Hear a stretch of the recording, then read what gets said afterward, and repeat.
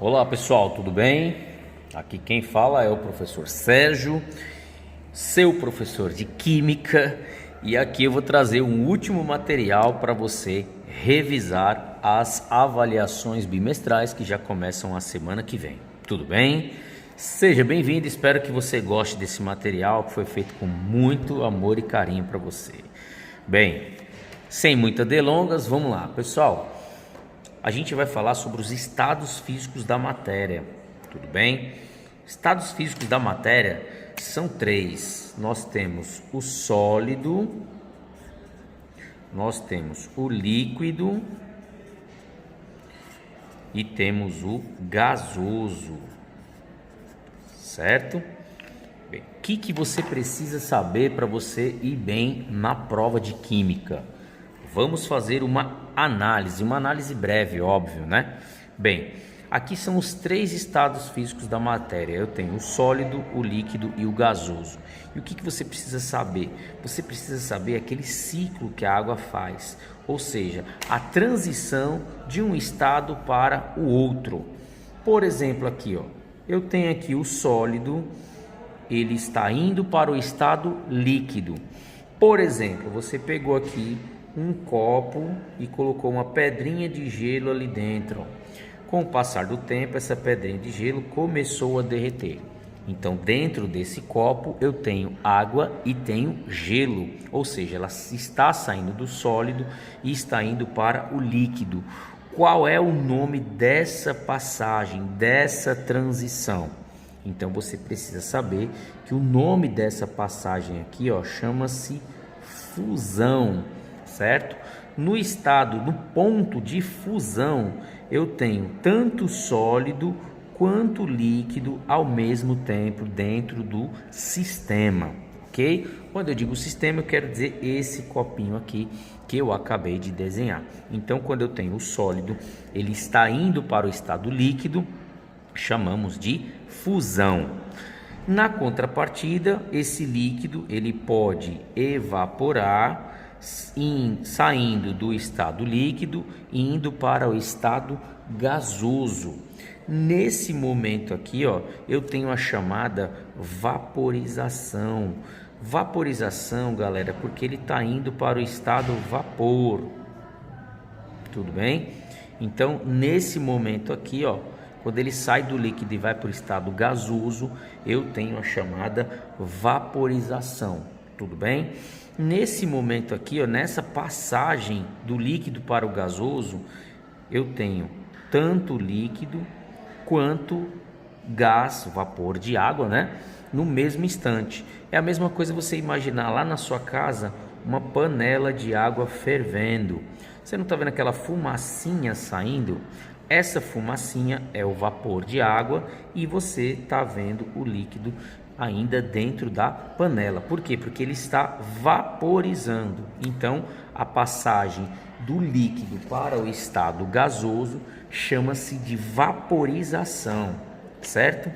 E aí também nós temos aí o processo inverso, o processo voltando, né? Quando eu tenho um gasoso e ele passa para o estado líquido. Como é que funciona isso daqui?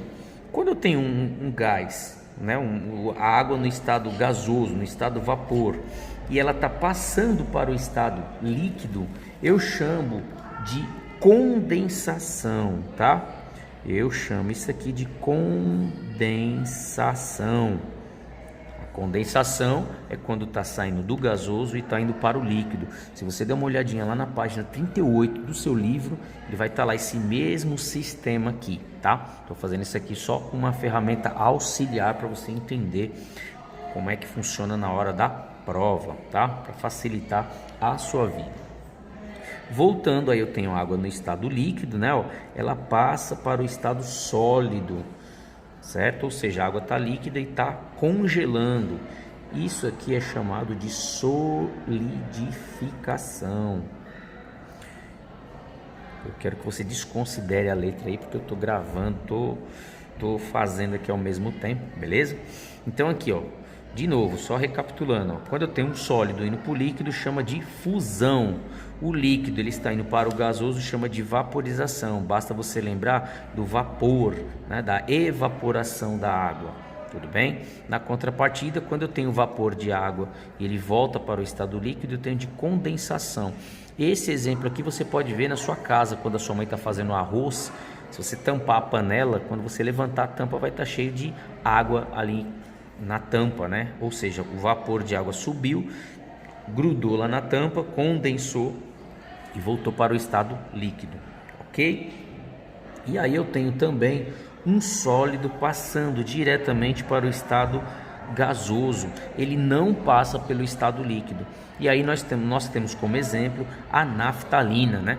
Aquela pedrinha de naftalina que é utilizada em algumas casas para espantar barata, traça, o que você quiser lá na sua casa, certo?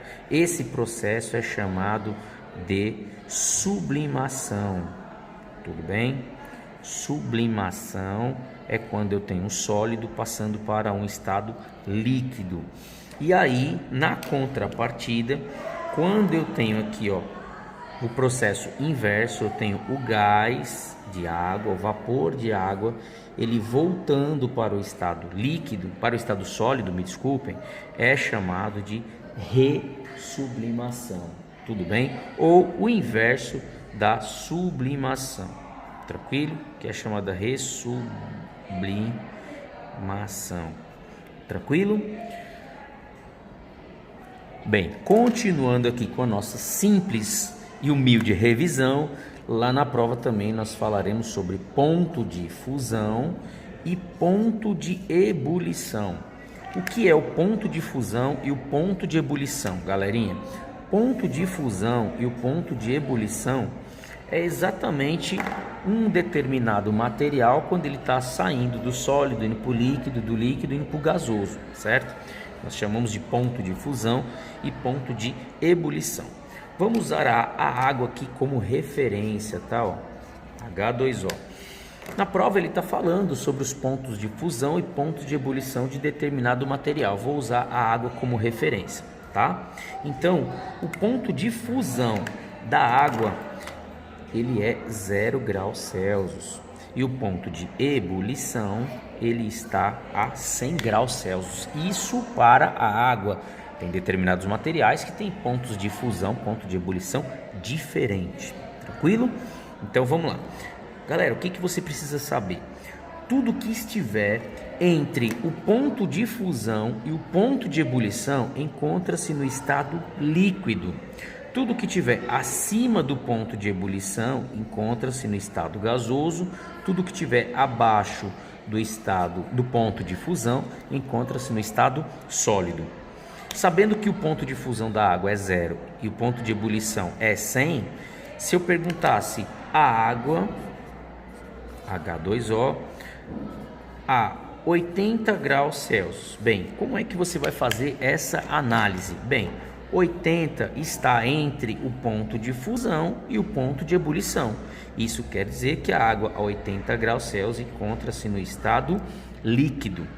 Se eu perguntasse a você a água a menos 2 graus Celsius, como é que seria? Bem, menos 2 é uma temperatura negativa, ou seja, está abaixo de zero, é uma temperatura menor do que zero.